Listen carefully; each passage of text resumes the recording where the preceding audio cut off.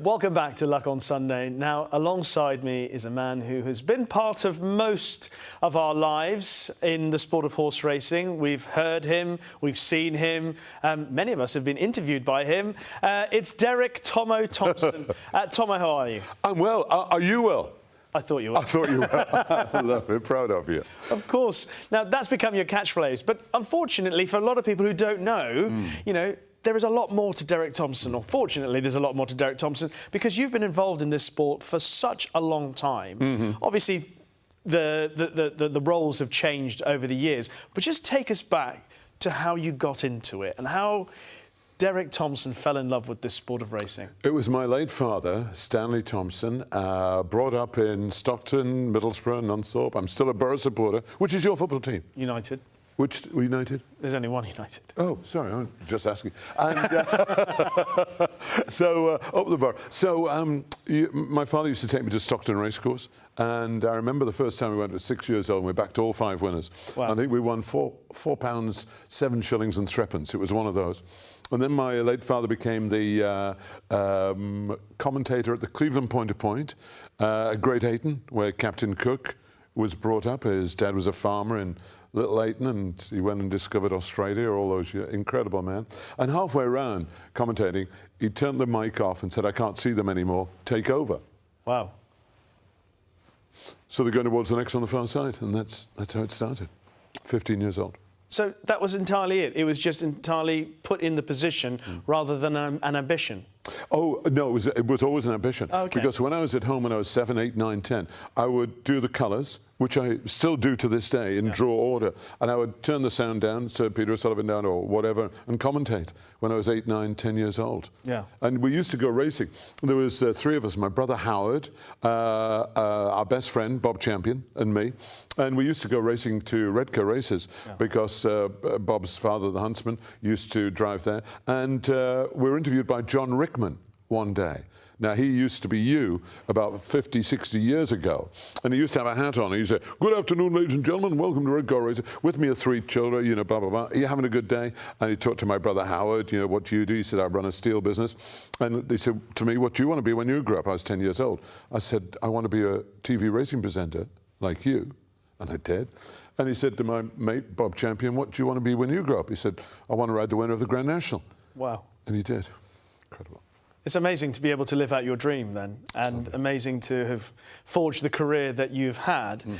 Let's talk about some of the highlights and some of the moments that you enjoyed the most. Watching it from afar, I would say, you know, the Channel 4 days that you had with Franks and Big Mac and Alistair, the late Alistair Down. I mean, those were just magical days, weren't they? It was just incredible. We used to work on ITV. That's when the racing was on ITV, the ITV7, World of Sport, Dickie Davis and all that.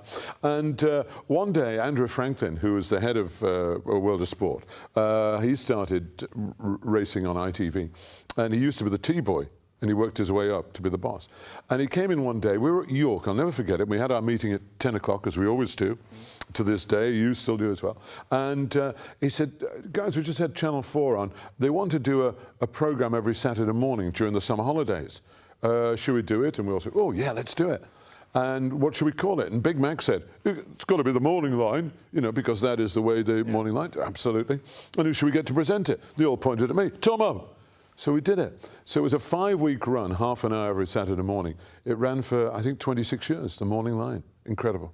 Amazing. It is. What would be the best things about doing that programme? Oh, the camaraderie. Same as you, when you get together with your, you know, and, you know, I was watching you yesterday at Goodwood, and, you know, your interaction with the microphone. Yeah. And it's strange, when you hold a microphone, you know, I'm quite a shy person. I know that might seem, my wife, Caroline, calls me quite shy, but when I hold the microphone, it gives me something to, "Hello, how are you?" It's as if, you know, it gives me that added edge. Yeah. And it's lovely. And we're so lucky. I mean, look, you've been doing Wimbledon, you talked to some of the great tennis players, the Open golf, you know, horse racing, Goodwood, all that sort of stuff. You know, aren't we lucky? You know, and our heroes, we're there. Yeah. Wow. What would be the ones that have struck you the most through your career, the ones that you remember for whatever reason, you go, I really enjoyed that, I was really privileged to be that. That wasn't one that I enjoyed. I mean, challenging ones? When I joined BBC Radio Sport in Broadcasting House in 1972, I took the place of a young guy called John Motson. Wow. Yeah, he'd gone to Match of the Day, so there was an opening there, and the two of us got it, myself and Alan Parry. And I learned the basics of basically how to do interviews, because in the old days it was you were allowed 12 seconds for a racing result. You know, we were on the David Hamilton show, do you remember? Diddy David, Radio 2, quarter to the hour, all that. And it was good. And we used to do this day program in the morning. I remember doing it with Jack DeManio all those years ago, even before you were born or your dad was born. It was just incredible. And some of I've talked to some incredible people. I remember doing Gary Player once. Yeah. He was at the Derby. He loves his racing, yeah. The great South African golfer. And I said, that was a lucky shot you had last week winning the American Open. You know, you chipped in from the 17th. And he looked at me and he said, yeah, he says, the more I practice, the luckier I get. And it's things like that that I'll never, ever forget. And it's true. I wish we'd done our homework at school, you know. Oh, and you said you two were in the betting shop, weren't you, at school? Yeah, Jim and I, yeah. Yeah, and it happened to me one day at Gisborne Grammar School. And I came out of the betting shop, it was about 3 o'clock in the afternoon, and I bumped straight into the headmaster. I was counting my pound notes, and I bumped straight into the headmaster, and he had his big black thing on, you know. And I thought, oh no, this is it. I'm going to be expelled. And he said to me, I'll never forget it, he said, I don't mind you betting, Thompson, as long as you tell me what's going to win. Now get back to school. And it was lovely. You can't do that now. No. But it was lovely, and I'll never, ever forget him. So commentating, presenting, reporting, doing the interviews, you've done them all. What was it about commentating that gave you the adrenaline rush that made you enjoy that moment? It's just great. I always remember, was it fear concentrates the mind? And I think that's true for any commentator. When you're in there and you've got 10, 20, 30 runners coming at you, 40 runners in the National. And I was lucky. I'm still the youngest ever commentator on the Grand National. I was 22 in 1973 when Redrum caught Crisp on the line. And it was just amazing. There was Michael Sess-Smith. He was at the second fence. Michael O'Hare at Beeches. I was at Valentine's, and Peter Bromley was in the grandstand. The three guys who are no longer with us, but great commentators. Yeah. And Michael O'Hare always taught me, go in the weighing room before racing to check all the jockeys' colours. I still do to this day, to see if the green is light green, dark green, whatever. And when I handed back to Peter Bromley, he did the best commentary I've ever heard. As they recrossed the Melling Road, Crisp is 30 lengths clear. Back to you, Peter Bromley. And he described how Redrum got up on the line to beat Crisp. It was an outstanding commentary. It was superb. And ridden by Brian Fletcher, who, when I left school at the age of 18, I'd gone to work the following day for Dennis Smith in Bishop Auckland. He was the champion trainer. Yeah. He had Red Alligator. And it was Brian Fletcher who was stable jockey. And great days. Yeah. You have been involved with some of the most famous moments in the sport. I guess none more famous than being part of one of a story that turned out to be a tragic one, the loss of Shergar. We still don't know what that loss was after all these years. How much do you think back to that? How much, you know, in the quiet moments of... Not that there are many quiet moments, Tommy, because you never sit still. But do you ever think back to those days of what happened with Shergar, your involvement in that, the magnitude of it at the time? I thought it was tragic. I was asleep in a hotel in London because I was presenting a programme called Thames Sport, and I got a phone call at 2:30 in the morning saying, this is the Press Association in London. You've been asked to negotiate with the kidnappers of Shergar. I said, what? So the following day, Lord Oaksey and I flew out to Belfast, and we went to the hotel in Belfast, which is the most bombed hotel in Europe. And we walked in and said, phone call for Mr. Thompson. Picked up the hotel phone. I'm watching you from the other side of the street. And I looked across, and there was some awful dingy, you know, it was a frightening place to go there at that time. And we went to Jeremy Maxwell's stable, 30 miles outside of Belfast. And we went in a car. And the true story is we got lost. And it's in the middle of nowhere, going up a hill. And three gunmen with balaclavas and machine guns jump out in front of us. So we stop. I thought, well, and this is in the middle of the Troubles. One guy comes round to my side, and he goes like that with a machine gun, wind the window down, and there's a gun there. He said, "Are you Derek Thompson?" No. Yeah, no. I said, "Yes." He says, "Well, we're the police." I said, "Thank for that." He said, "Drive over the top of the hill, run into the house." We surrounded it, and that was the Maxwell house. And we did, I think, 12 phone calls. Came in, and the last one at 12:35 in the after midnight. I kept him talking for 1 minute 32 seconds, and apparently, if you do that, they can trace the call. And I had the policeman with the headphones on next to me. And I said, "Did we trace the call?" He says, "No, Mr. Thompson, the man who traces the calls went off shift at midnight." I know. And we haven't heard anything. But I understand there might be a Netflix documentary because we've been over there filming. Right. It was so sad for a horse that was so great. You know, the jockey on the second thought he'd won the Derby because he was short-sighted. John Matthias. Yeah, he didn't, you know, he didn't see the horse in front until he pulled up. And that was Shergar. What a horse. And it was so sad. You know, it's awful what happens when people are kidnapped, but how can you kidnap a horse? You know, horrible. I'd like to talk to you about some of the people that you worked with over the years. You mentioned Andrew Franklin, who obviously was a big influence on you, on the Channel 4 team that became such a part of our lives as we grew up watching the racing. You know, I remember growing up watching the Morning Line, watching the afternoon and listening to all the stories. What was the team like? I mean, who were the people that you enjoyed bouncing off, you know? Oh, I mean, John McCrick was absolutely incredible. By the way, I saw his widow, the booby, at Ascot last week, King George. She was there, so I had a lovely chat with her. So it was great to see her. But John was an outstanding journalist. He was so good. He wore 2 watches, one that's and I remember saying to him, "John, I've got to ask you, after all these years, I've sat next to you in the press room all these years, why do you wear 2 watches? And he looked at me as if I was something, well, in case one stops. Yeah, okay. And it's true, because you're in the 230, you're in the 230. Yeah. And he always was. So he was not eccentric, but he was an incredibly gifted guy. And people like John Frankham, you know, Jim McGrath, you know, they're still going. And absolutely, weren't we lucky to, you know, other people have to work for a living, don't they? They have to work in shops, in offices and all that, you know, and you get paid to go to Wimbledon. I know, it's crazy. It is. It is crazy. What about the way that television in particular has changed over the years, Tommo? You know, it's not the same style of, obviously, Channel 4. You know, you read social media, you read what people say in the media, etc. Yeah. It's a different style that's been done over the years. You know, BBC did it differently to Channel 4 back in the day. They did. ITV do it differently now to what Channel 4. What do you think about it for someone who's seen the whole, you know, the last 6 decades of television broadcasting in this country and been on the inside of it?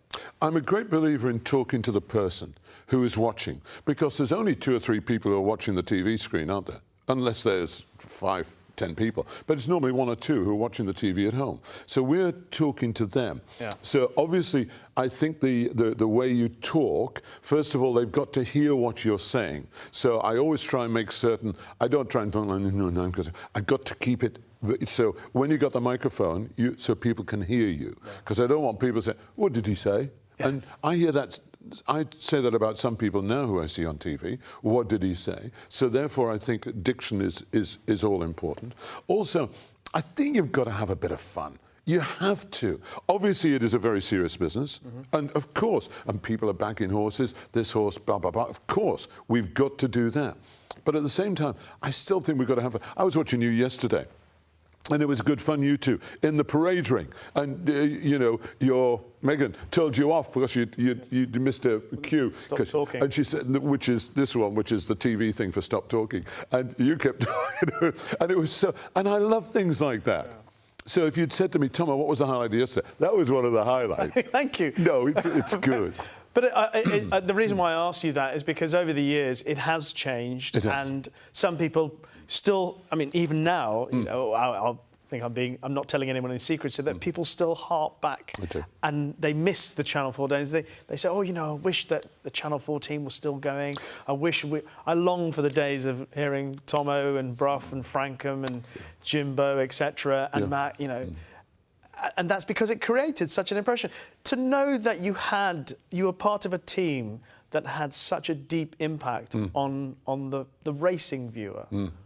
It is satisfying. Yes, because it's everyone who watches. So you've got to obviously look after racing, the horses. The horses is the vital cog. That is the vital cog. Unfortunately, horses can't speak, so we have to talk to jockey, trainer, owner, racegoer, bettor, bookmaker, whatever. But I like to bring in all sorts. I want to hear all sides. So yes, sometimes when we're doing the parade ring, yes, we've got to jazz it up a little bit.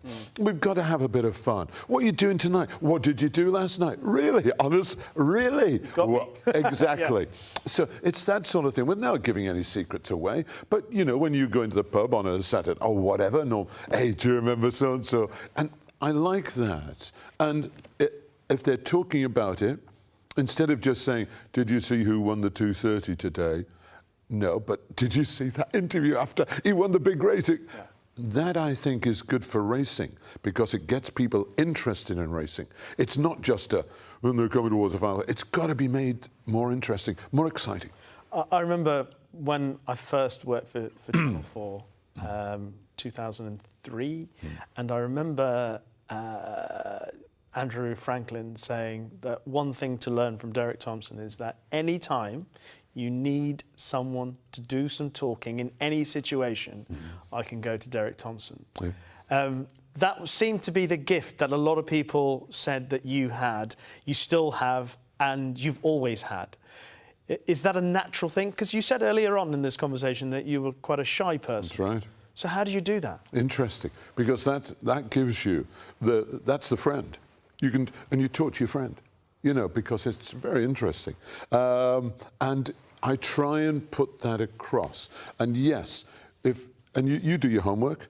So if I say, oh, my interview is not there, Rishi, take it up. Rishi, just tell us about the next race. And you've got to, so you know exactly, because you've done your homework at 10 o'clock in the morning or the 10 o'clock at night, and you still know the 2:30 is 2 hours away, but you've done your homework. Oh yeah, there's 4 runners in this and so on and so on. It's the same sort of thing. We do our homework. I wish we'd done it at school all those years ago. We might have done well in life. But we do the homework. You know, to this day, I still, I read the Racing Post every night at 9:15 when it's published online, so I know what's happening. And that's basically it. Yeah. You're obviously very good at talking. Am I? Are you any good at dancing? No. Because what are we? This is from Nicola. Hang on. Hope all is well. Yeah. Okay. I've seen that Tommo is on Luck on Sunday today. Just wanted to make you aware he's going to be taking part in the Racing Come Dancing Strictly Nork in November. I expect it might be too late, but it's a good talking point. And you know yes, what? It is. It is. My wife Caroline and I are going to do the dancing. And I was thinking, I actually had that written down as well. I was just going to bring that up because one of our jokes is, didn't I see you on Strictly and all that? And are you going to come on there and do it?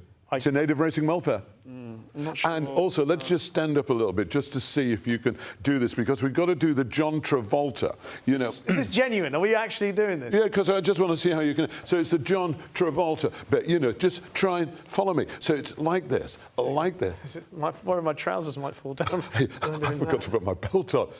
That's quite good. That's actually. How'd you do it?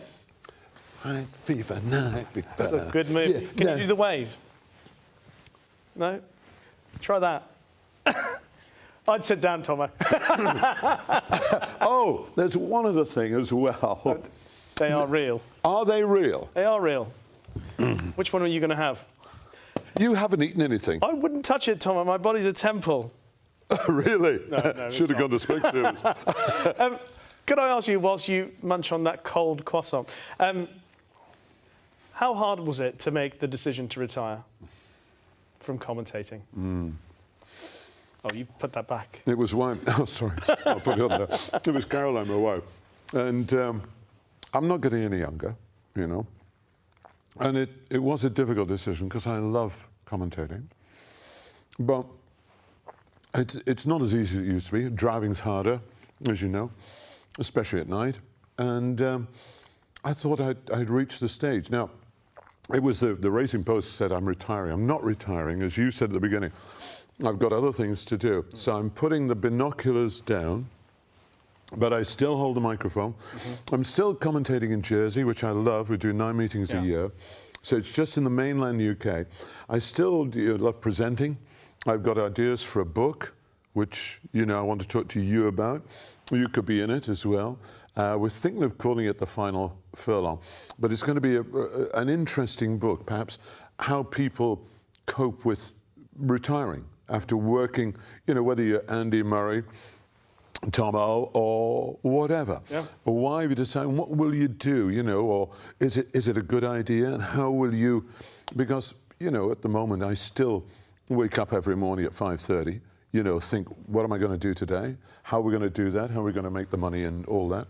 And I still do that to this day. So it's going to be quite a wrench for me. But as my wife says, if a horse has a hard race, it has a couple of days stable rest. And probably I do need sometimes after a hard week, a stable rest. But we're going to Ripon tomorrow, hopefully, as we've got a horse running there. And fingers crossed, we might have hopefully a winner, cheerleader. Right. And my wife bought the horse as a hack. Oh, wow. And it's gone with my brother's partner, Tina Jackson. Yes. And she said, I think the horses are better than a hack. I think we should train it. And it won at a big price. 66 to 1. Yes. Did you back it? No. Oh, it's a shame. Sadly not. Oh, I did. Well done. Well done. There are so many things in your life, personally, your career that, unfortunately, we don't have enough time here. Hopefully it'll be in the book. But, you've fought personal health challenges, Tommo. You've got the better of it. Yeah. You've mentioned Shergar, mentioned about all the different organisations you've worked for. But all the way through it, horses, jockeys, trainers, you've always highlighted they're the stars of the show. They are. That's one thing about you. Always. You've always pointed out who the real stars of the show are. Yeah. Who are the ones through your career that struck the most significant chord with you? Lester Piggott was absolutely incredible. And I remember Frankie Dettori's wedding. We always used to sit together, Lester and I, always. And I still miss him to this day. Wonderful man, outstanding horseman. Frankie Dettori, the Magnificent Seven. I did the video on the Monday. The two of us walked around the track and did the whole thing. It was just incredible. Henry Cecil trained Frankel, probably one of the greatest horses. I did the commentary on the first Frankel. Debut, yeah. It was just amazing. And Dubai Millennium. I remember when he won the Dubai Millennium. He was actually called Yasser. That was his name. Yeah. And Sheikh Mohammed changed it because he said, we want him to win the Dubai Millennium World Cup, and he did. And I always remember in Dubai, when I was there in 1995, Sheikh Mohammed came up to me and says, we'd like to have a race, a top race. What should we do? A mile, mile and a quarter, mile and a half? I said, it's got to be a mile and a quarter. He said, OK. So that's why it's... And you go to Dubai 3 times a week and all that. So it's good, isn't it?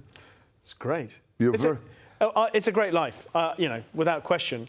And you've lived it for such a long time, Derek. I don't think that any of us can say, enough to highlight the magnitude of your success in the sport over a long period of time. Other than thank you for everything that you've done for the sport over the years. You pointed out yourself in this conversation this morning that those moments that we think back over the years that transcend, however little, just outside of just about the races and a little bit of fun, a little bit of enjoyment, that makes a little bit of a difference to someone's life watching. Many, many moments of those during your career, and long may they continue. And thank you. And can I say also, the hard-working stable staff. When we finish, come off the air, we take the mic off, put it down, jump in the car, drive home. Yeah. They've got to look after the horse, wash it down, take the horse back. Might be 5-6 hours. So well done to all the stable staff, and we appreciate it. Absolutely. Tommo, it's been an absolute joy and pleasure. Great moves. Good luck with the racing come dancing. You've got to do it. I'm not sure. You need to practice a little bit more. Okay. Yeah. Okay. And also, please don't touch these. Tommo has fingered just about every single pastry on here. Shall I take them? You've got to take them home with you. All the best. I've got a long journey home. That's the fee, by the way. We'll be back after this break.